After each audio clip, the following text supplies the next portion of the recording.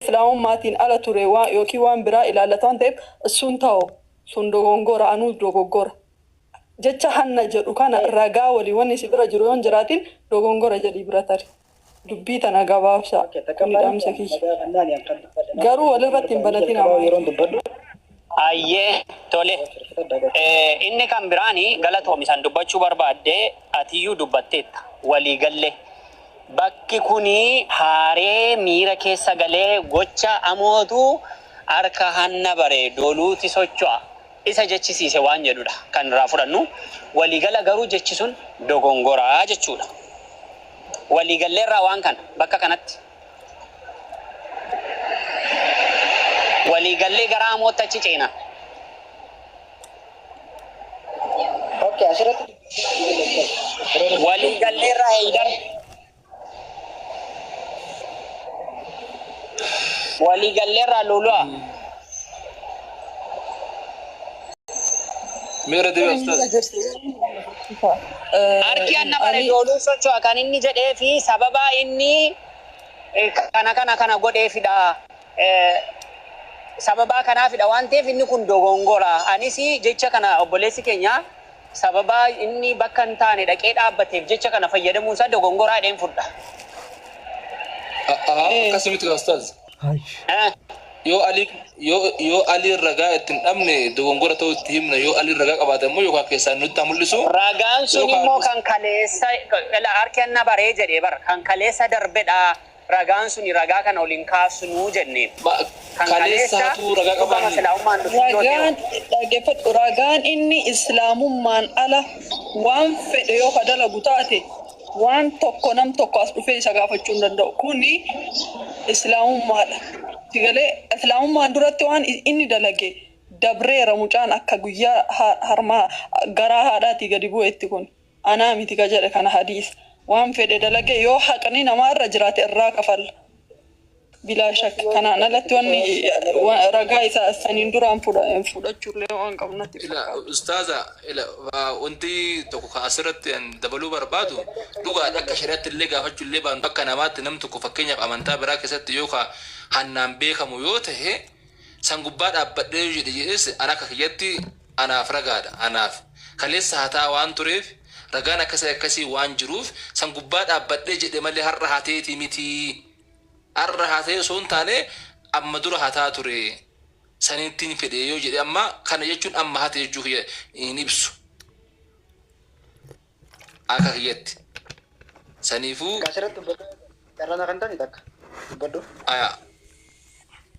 okay takka faaratti yani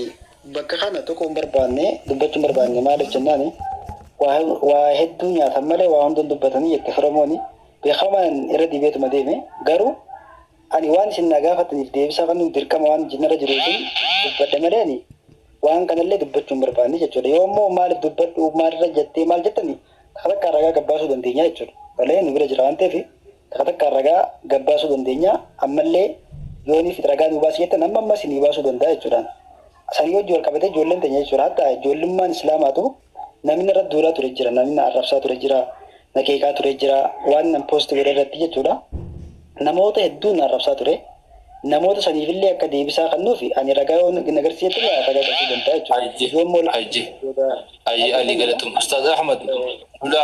ustaz ali waan jechaa jiru ragaa qabatamaan qaba yoonii fi as gubbatti baasee fi fide obboleessa keenya ragaan sun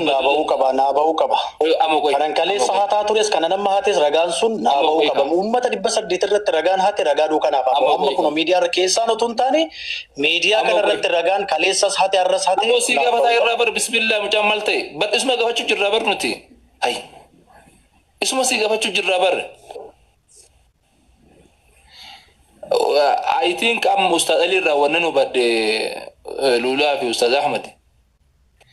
Yoo ragaa kana miidiyaatti ragaa qabatamaa as fide maybe dubbiin hammaata deemte obboleessi keenya daran maqaan bada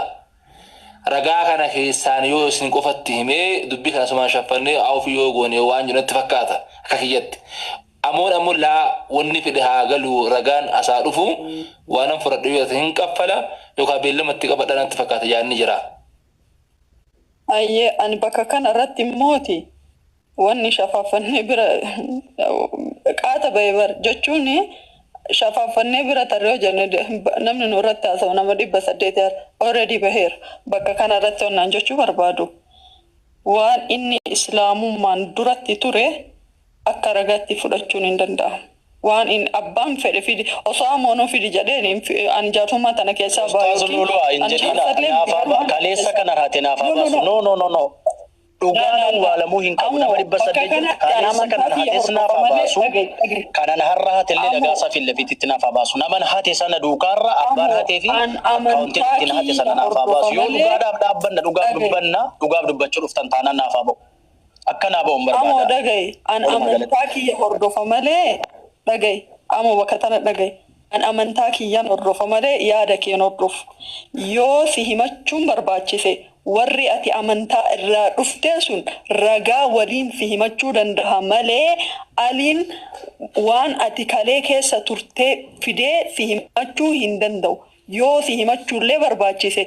jiru manni peenteedha si himachuu danda'u. Paastaroonnis ni jiru warri ati keessaa dhufte ni jiru kana irraa qabna jedhanii ragaa waliin haa fidan nuti ummata muslimaati waan gale baaleeffadha jedhe warri gara kiyya waliin obboleessa kenna waliin salphachuu dandeenya garuu aliin waan eega inni shahaadaa qabatee booda ragaa si bira jiru baasi.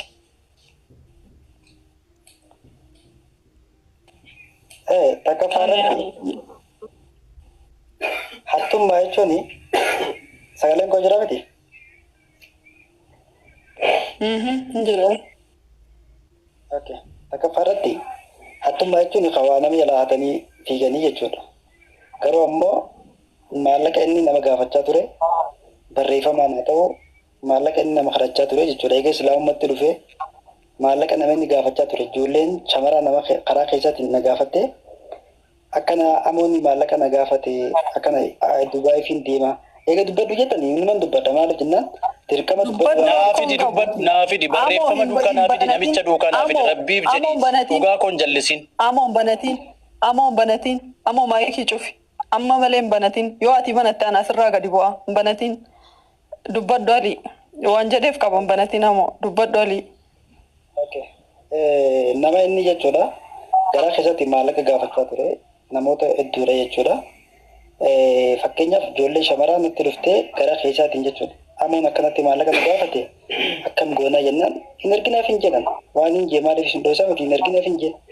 maallaqa barbaachaa dhufne islaamummaatti dhufe. Ayyee bakka kanatti gaafii si gaafadha Ali bakka kanatti gaafii si gaafadha. Hattuu fi kadhattuun hiikaan isaa tokko moo garagara? Wayne kadhattuuf hattuna gootanii dhugaa galatooma guddaa hundi keessan iyyuu naa galatooma. Ragaa naaf kallattiin ragaa kun haafaa baasu ragaa barbaada. Amoo dhaabadhuu siin jedhe bar maayikiin banatiin amoo dhaabadhu hiikaan kadhattuu fi hattuun garaagarummaa moo garaagarummaa hin qabu Ali? Jalqaba maal irratti hin jedhani hattummaani gaafii kiyya naa deebisi hattuu jechuu fi kadhattu jechuun deeggarsa gaafachuu fi hattummaan hiikaan isaa tokko. Yoo deeggarsaa miti sana hattummaan jaalladha jetteen sababni isaatis akkamitti hattummaa jedhama namni tokko yoo ni dhaggeeffatu namni tokko yoo rakkatee fakkeenyaaf ani yoo rakkadheetiin deeggarsa ka gaafatu taate mucaan kun bar 8 sadaqaan zakaan itti ga'u keessaa nama tokko ta'uu naasiin beeynamuun beey. Anta kafaarratti namoota 8 zakaa fudhachuu danda'an keessaa nama tokko moo mitiin? Dhaggeeffadhu ani achi baasee hattuudha hin jenneeni. Harki amma bare doolu socho'an jiru. Harki amma bare doolu socho'an. No jecha hattuu jedhu waan keessatti argeera. Keessatti barreeffame barreeffamni jira hattuu ka jedhu jechuu barreeffamni hattuu jedhu jira. Namni tokko deeggarsa gaafachuun hattuu isan jedhamsiisu. Hattuu jechuuf nam tokko akka dhaggeeffatu akka seera ragaa seera mootummaatiin yoo kadeemnu risiitii fakkeenyaaf nam tokko hatee mana seeraa yoo gaafame shakkamaa jedhama malee yakkamaan jedhamu. Fiigalee shakkamaa jedhama malee yakkamaan jedhamu. Bakka kanatti haga risiitii harkaa hin qabaatinitti deeggarsa gaafachuun isaa abadan hattuu isan jechisiisu. Ani akka maayumaa isaatti fayyadaman tajaajilatti jechuudha. harkeen na bare duuni. Fiduu danda'a. Ustaz Ali amma wal murtiin goola dubbiin I think isinirra hin beeku akkanatti hin dubbatamuyyuu. Jaarsi ila sadii jenne baruu lula namni dhugaa ifaan ifatti hawaasa irratti gaafannaa Ali amma sunni si dawlatu kamaali beektaa wanni gara abuu gaafannu sila kubsan qabu beek garuu ammatti asbiraa yoo qulqulloofne deemne malee dubbiin hin toltu oromoo waan jedhu akhiya dhawaa tufanii mammaaka waa himanii lafa qullatti namni waa mammaaku yoo dogongoraanis ta'e dogongoraa yookaan aariidhaan ammoo wantootni ganaa gaafachuu deemnu hedduu jira ka yookaan inni mormuus hin dandeenye jechuun kasi wajjin gaafachuu deemnu yoo dogongoraan ta'es yoo aariidhaan ta'es waan kana aariidhaan akkasumas gabaabsinee bira haa darru alii kiyya atii fi namni si fakkaatu yoo gaggabaabnee fi yoo dubbii laaffisaa deemne namoo dubbiin tun daran bareeddee xumuramte jedheetiin yaada dubbii kana laaffisaa haa deemnu akka namni. Haydar dhaggeeffadhu yooni dubbii tana miira keessallee laalgabaa mukiraallee jechichi isaan jedhame kun dhugaan namachaa baheeti achi booda ani ka beeku jaarsummaa hin beeku laakiin garuu Facebook irra namni martinuu screenshot godheetiniin fiduu danda'a jecha hattuu jedhu ni jira ammas asirratti illee laayivii gubbarratti illee anamoollee ganaa gaafadhu deemu hattuu jedhameetini hattuu kanarraa of eegaa jecha jedhu anuu dhagaheera soo kanaafi gocha isaa wantoota garaagaraa irra ejjadhee jedhe malee ragaa of biraa hin qabu haa jedhu yookiin immoo risiitii inni ittiin hate haa fidu taanaan tana bira jirtu namni kun nama islaamummatti dhufe tahuu walii ani understand diga ndataadhu amma fallegaw namni as keessa jirtu martinu akka namoota ka barbaadu namni itti dubbataa jiru nama kalee shahadaa qabat dubbataalee waan dubbatus namni martinu afaan keessa eeggachuun dirqama yoo barbaade ofiisaa gara biraatti ifaan dhufe nan dubbadhe wishi nan dubbadha takka faaratti wani na hubachuu qabdanii anjal qaba waniin hattuu jee sirriidha hattummaa isaadhaan ammallee manja sababni isaatis namni tokko asitti gaafa gara miidiyaadhaa dhufee islaamummaa irratti eega dhufe jechuudha Ali ragaa fidi jedhee bara ragaa fidi abbaan dhimmaa siimoo amoodha amuun nama jedheeti anaaf dhimma dhuunfaan irraa dhiisii deemanii kunoo siidhiiseen deema biraazar deemanis nan deema dhugaa naasu harraleen sobda boorilleen sobdaati sobduudha deesse bira darbaa hattuun ragaa hattuun si caalu jira kan intanii keessa bulchu leebaan si caalu hin jiru bara kana beekta miti luluan jaarsummaa irra jirtu waan ta'eef Ali luluaa dhaawaa tokko hin jirini wanni sun hin jiru taanaan hin jiru darba jooniif gartee Ali abbaan dhimmichaa si'iidha dhugaa koo naa baasa dhugaaf dhaabattu taanaan dhugaa koo naa baasa dhugaaf hin dhaabattan garuu dhugaaf hin dhaabatu jedhee bira darbaan hattuuna ustaaza himee adaba maaliin godhadhaan dhugaa koo naa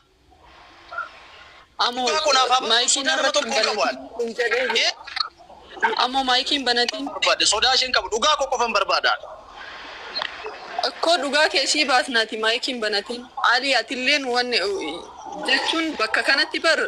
namni tokko shakkamaa jedhama malee yakkamaa hin jedhamu akka seeraatti iyyuu risiita harkaa qabda yoo ta'e risiita nuuf fidi. Daliila isa hattuu si jechisiisu jira yoo ta'e dalila nufidi mallaqa inni namarraa fuudhe miiseejiin inni nama tokko akkana rakkina akkanaan na mudate jedhee barreessu hattuu isa hin jechisiisu yoo risiita dubartoonni yookiin namni fi erga jiraate laxxafi achi booda dubbanna.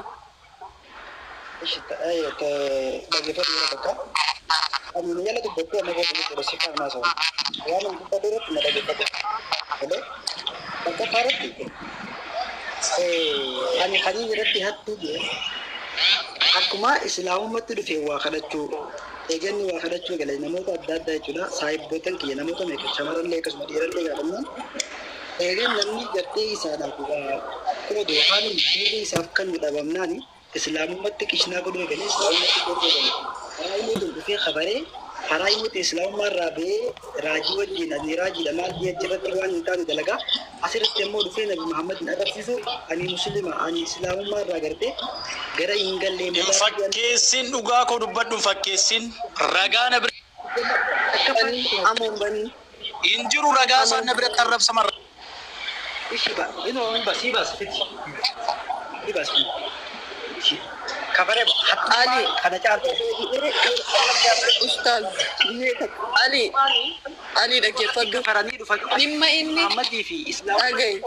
Ali laa.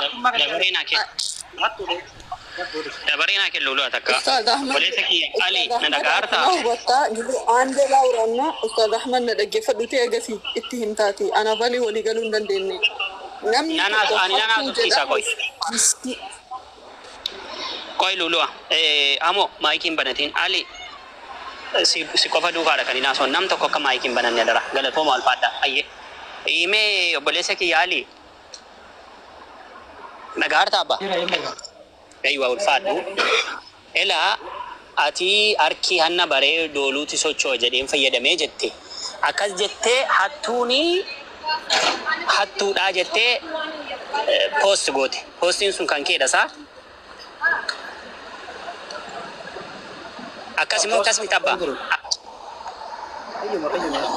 galatoom ulfaadhu bakka hattuu jedheera amoon hatuu saafii ragaan inni itti waa hate ragaa kana kan waan inni jedhee dhiyeesse ragaan alii kufaadha kufaa miti isa jedhu nuti ilaala godubbii gabaabaa ragaan kun kufaadha moo kufaa miti isa jedhu nuti ilaala kun gabaabaadha wanti wal isin falmisiisu hin jiru wanti wal nama falmisiisu hin jiru isa kan akkasitti hubadhaa takkafaarratti ragaa barbaadan takkafaarratti hattummaani gartee maallaqa qofa namarraa saamuu maallaqa qofa namarraa fudhachuun tole islaamummaan qosuun islaamummaadhaan kishna godhuun hattummaa takkafaarratti akki islaama jee inni hattu no inni hattummaa qoya bibi inni hattummaa oli dhayyu isa bakka se dhugaa ko baasuudhaan miti indillee dhugaa ko baasuudhaan miti kan dhufe waan ta'eef nagaan tura waan biraa gaafatamu waan biraa soo akande qoya ustazi Ahmad waan barbaadan godhaa kana kun inni deemeera maaliif jennaan dhugaa ko baasaa jiru inni kan innaa soo jiru waan biraa ammoo an takka daqiiqaa tokko daqiiqaa tokko waan gabaabaa dubbadha daqiiqaa tokko naa kenna daqiiqaa tokko naa kenna Haydar maaliif maayikii amma banatanii dhaggeeffadha dhifama wajjin ustaz Ahmad dhifama guddaa amma manguddoo keessatti seera manguddoo keessatti anillee waa nama seera manguddoo illee beeku miti hangan dhageetti fakkeenyaaf ustaz Ali qomee ustaz Aliin yoo dogongora isaa fudhachuu dhiisuu isaa manguddoo itti mura amoon dogongora isaa yoo ka manguddoon argitu taate ka inni fudhachuu baatu manguddoo itti mura lulaa wajjin Ahmad wajjin ana wajjin taane dogongora hagammaa argine qabna nuti eenyurratti isaan lamaan keessa nama tokkotti garuu ammoo dubbiin kun bitaa mirgaa lolli deemaa ture waan ta'eef kallattii tokko ofaanii deemuun hin barbaachisu. An akka mataa kiyyaatti yoo ustaaz Ahmadii fi ustaaz Lulaan kana deeggaran tahe ustaaz Aliin miira keessa galee obboleessaa wajjin wal dhabee hattuu jedheenii jira yookaan mammaa kasan jedhee jira inni kun dogongora miti isin lamaan naa mirkaneessaa. Aye, ani maayikii banadhe dogongora miti. Harki anne baree dooluutti socho'aa gaafa jedhamuyyuu makmaaksi dubbii fida dubbii wanni godha. Tokko lammata hattuudha bakka jedhu sanatti dogongora guddaadha. Bakki sun dogongora. An akka dogongoraatti hin fudhatu. Isa kana jedhee bira darbaa jechuun barbaade. Inni biraan gaaffii isa itti aanu jechuudha. Gaaffii isa itti aanu waa'ee obboleessi keenya Aliinis waa baay'ee himateera. Waan hattuu kanadha kan inni amoon himataa jiru jechuudha. Achi nagilaan darbina ustaz Ahmad gara biraan nagilaan darbu yoo tana mirkaneessitanii adeemsa manguddoodhaaf Ashir keessa nuun galii rabbiin sodaadhu nu keessan galii naafetoo hin beeknu adeemsa manguddoodhaaf kenna. Luluwaanii fi Ahmadii wanta akka sirreeffachuu qabdanii jira akka manguddootti yoon isinii hime akka nama heeraatti yoon isinii hime himannaan kun eessarraa jalqabame namni tokko kan nama arrabse jalqaba nama arrabse kunilleen hin faarsu jecha eenyutu dura darbatee haja'u jala deema. Eenyutu dura darbatee eenyutu itti aanfate haja'u jala deema. Ustaad Aliin anis arrabfameetiinis nama arrabsee jechaa jira. Eenyutu arrabsee haja'u jala deema. Khalifa waan Aliin himate ganaa tokkoon gaafatamaam. Ganaa tokkoon. Ingeenye bar injarjara malee Ustaad Ahmad kan hin deemu jirullee kanuma beekta namni keenya xiqqoo jaajaruu kana bar bakka Ustaad Ali himanna Ali biran geenye bar nuti amma ka'amuu irra jirra malee ka'aaloodha ol qabne ka'amoodha ol qabne gadi qabne dogongora ta'uu mirkaneessine ka Ustaad Ali deemaa jirra hagamma waan Aliin akka deebisaatti illee deebise akkasumallee waan himate qaba waan inni himate kana tokkoon gaafanna akkuma akkamitti akkuma amma amoodhaa fi ragaa hattuu ta'uu isaa qabdaa jennee dhabnee ragaatti murre kanatti namoota hanga ammaa dogongoroota gammaa amoon raawwata jedhee Ustaad Aliin dhiheesse kana hunda takka ragaatti gaafanna dogongora yookaan hanqina Ustaad Alitti murree jirra kana uummanni illee beeku abaa luulaa dhageessami. Walii gallami. Jechuun wanti jecha amma hattuu jedhamu sun ragaan ala miira keessa galamee jecha afaan keessa horii darbatameen ka fayyadame malee ragaan qabatamaan amoon risiitii waliin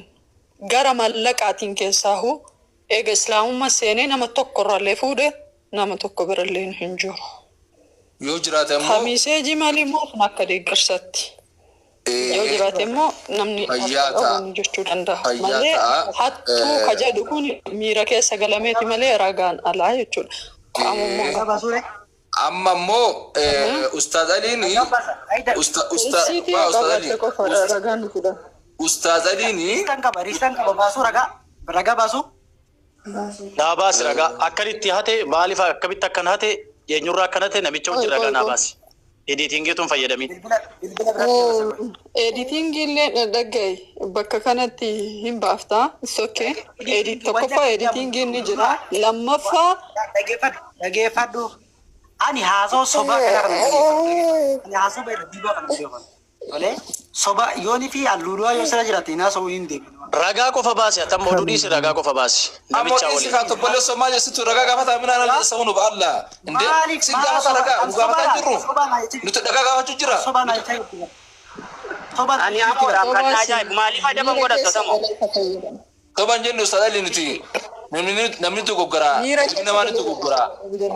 ni hanqiste ragaa yoo jiraate ragaa finnaan ati firraa murte boleessa kiyye namni bilbila biraadha dabarfadha akkuma nabsi dogongora akka dubbii jenne mayooti Ustaad Ali bar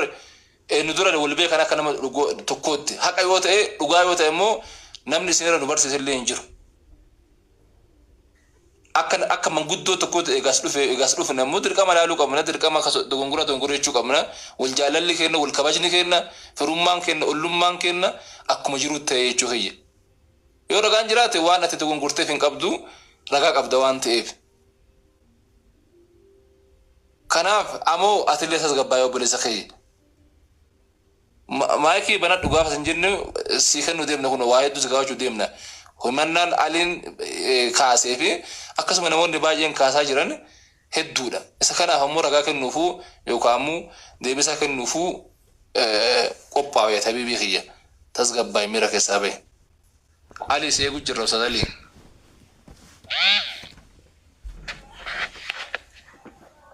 Okay, no, baasee jira.